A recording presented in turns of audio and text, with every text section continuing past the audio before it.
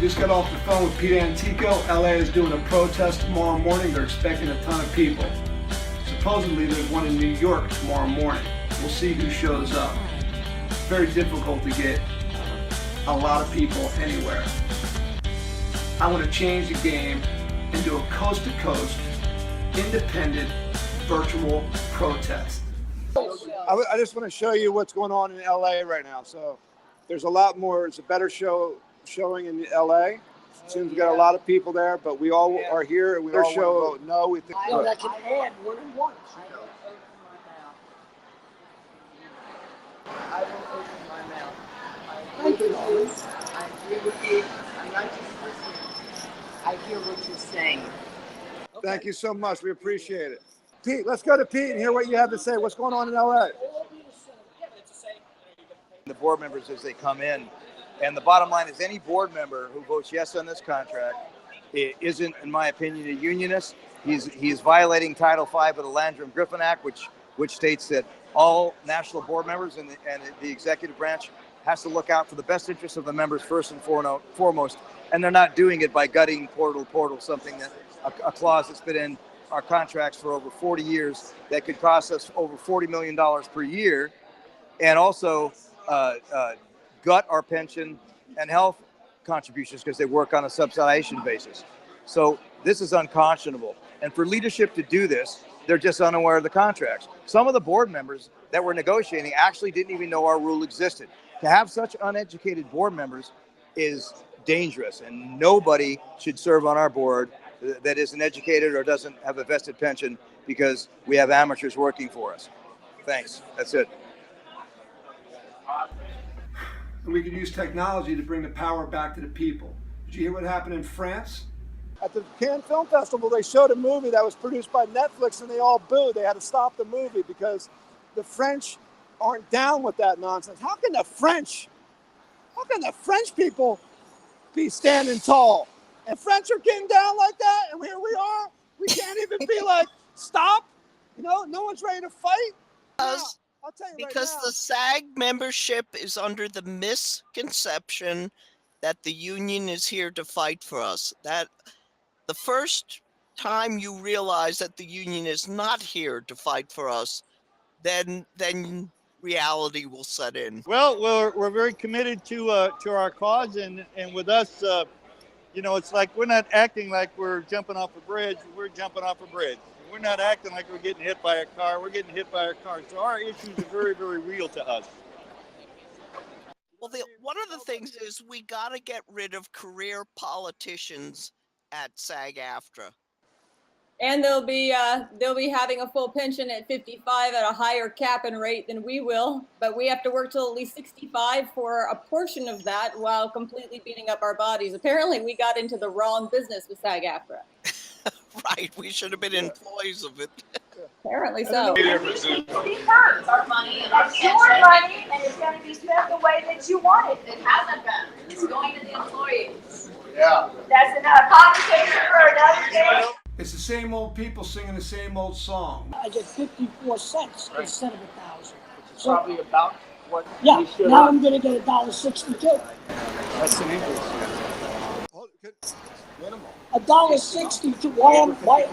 Why am I not getting $1,000 the same residual as net?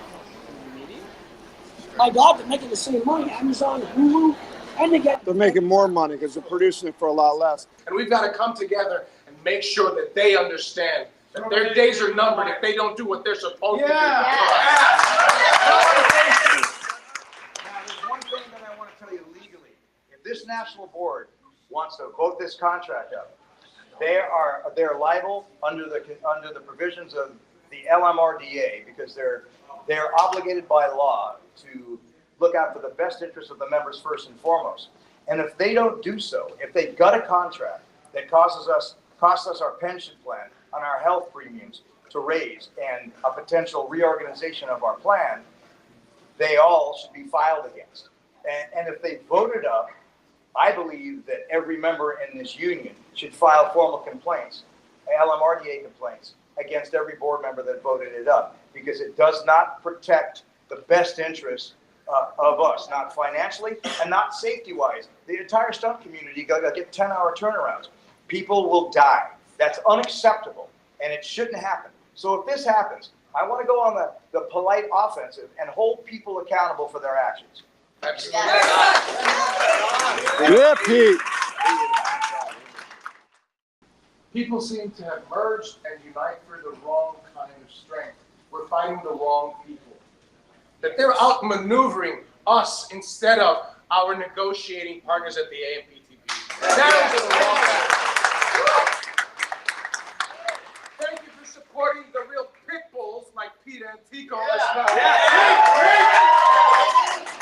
I want this man on our team. Now, I personally believe that I should be the president, and he should work with us. And you know what? And I believe I should be the president.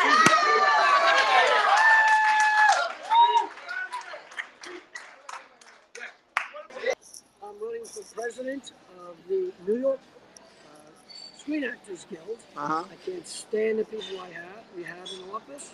They cannot do the math. They don't give a shit about you or the members. They care about lining their own pockets, making their own deals.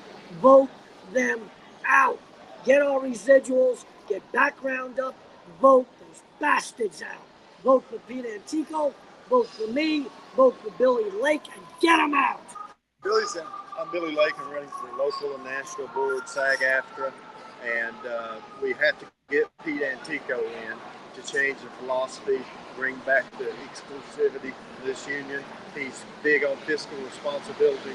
He knows all about the fiduciary, and the main thing is I'm running for background because we're the largest performer category. We need to be able to grow. We don't have enough people today. We have picture car drivers that haven't had a raise in 30-something years. And we have a CW rate that's not even applicable here. We haven't worked CW rates, Gossip Girl Carrie Diaries in 2 years. It's an 18% on paper raise. It's not a raise. We lag behind 10 years from $21 to $30 every year. Right. With that contract. And California can decide what they're doing. And let me ask you, getting paid sooner is not a gain. It's not a win-win situation. It's not a win-win. That should be business as usual. Getting direct deposit, getting paid in a timely manner is one of the first fundamental rights of joining the union. We can't vote for both of you guys. We need to not butt heads for votes here. That's we both have our back. We need to vote for one of you to give us the opportunity to win. And that's a We fact. can't mix the votes here. I agree with We need you. to be in unison. I agree with you, but I think that this will have to come to a head at some point.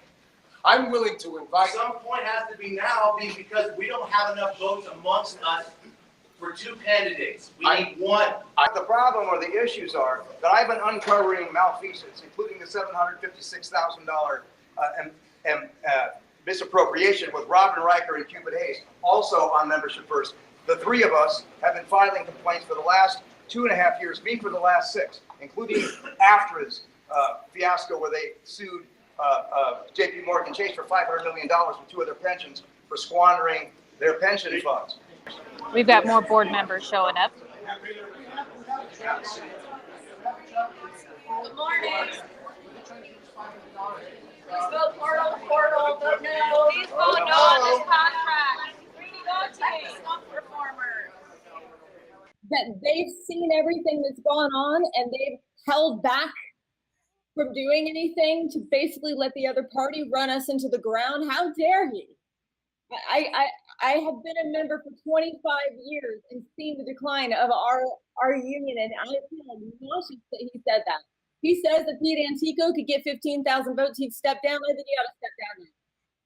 I love his passion representing us, but how dare he say they held back while they watched what's happened to our union? That's just disgusting. That's all. I agree with Jennifer. I mean, they should have been doing something all these years, not I'm going to stand back and watch what's happened. And play politics. We don't need to play politics. I'm concerned because unless and until we start holding people accountable, nothing's going to change. Well, the other thing that I think is very interesting about this whole thing is we've had this video game contract on strike since October 21st, 2016. They don't even talk about that strike anymore. Then we had the theatrical contract negotiations that almost went into a strike. Now I've read that NPR, that contract is going down the drain, and we may be striking on that contract. So I think this is a political move on certain people's parts, hoping that they're going to get elected by saying, "Hey, look, we got this contract," when in fact we have three. We have one that's, like I say, a forgotten strike. The other one is going to have all these bad rollbacks on it, which is the theatrical. And like I say, in the next couple of weeks, I think we're going to hear more about the NPR contract or the failure of that one. Yeah. Tell us your name, first. Brendan Rothman Hicks, SAG member for 10 years since 2006, so technically 11 years. Only thing I have to say about this contract is I see absolutely no motivation for background performers to be voting yes to this contract, as it provides absolutely no gains whatsoever. Can you tell me your name? My name is Matt Musio. I'm a Screen Actors Guild member. Since? 91.